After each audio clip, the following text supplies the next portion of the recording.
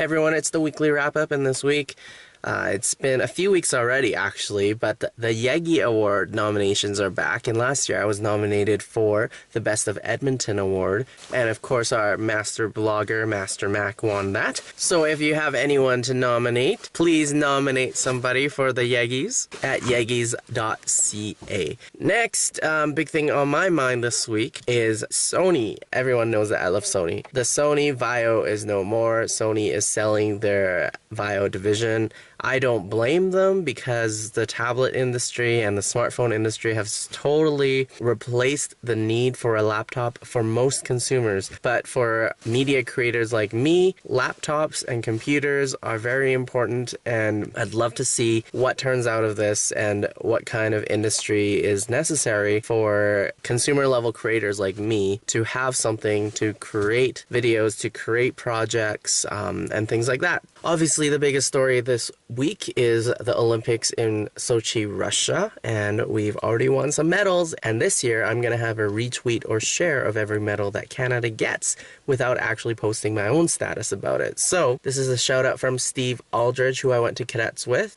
Canada's first medal, a bronze to Regina's Mark McMorris in snowboarding. Nothing like watching the Olympics live. He was up pretty late because it was 3 a.m. Edmonton time, but Mark McMorris won with a broken rib, which is pretty awesome. Second shout out is from Sunny Lenarduzzi. Amazing to see sisters take gold and silver for Canada. How do you like them apples, Wesley? Go Canada. So those are the two shout outs so far about our medals. And speaking of the Olympics, remember the ATB building had their lights put up last week. They're gonna have a light show whenever Canada wins a medal that day. If you're in Edmonton, keep an eye out because it's supposed to go on every hour. And speaking of lights, there's a new neon light museum that's being put up on the 104th Street Promenade, which is the same street as the farmers market. So it's going to be a pretty nice little historic district to see and taste and see all these good things about Edmonton at that farmers market. And I will have a definite Yeg venture on that very soon, so stay in touch.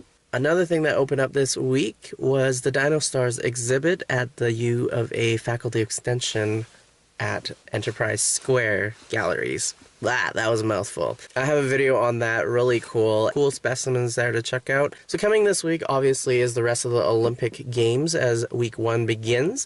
And there's also the Silver Skate Festival, which is about to happen. And definitely, hands down, it's my favorite winter festival. It's got a bit of everything. Ice sculptures, snow sculptures, fire performances, music, skating, a lot of different winter activities like snowshoeing and skiing. All of that is there at Horlack Park. Check out the Silver Skate Festival. I think it's bad timing for this, but the Alberta Winter Games is starting as well down in Canmore, Banff area. So if you're down in southern Alberta this weekend or this week, check that out. It is February 14th this week, which means it's Valentine's Day. So for all the guys out there, I have given you the warning. So that's it for the weekly wrap up. I will see you soon.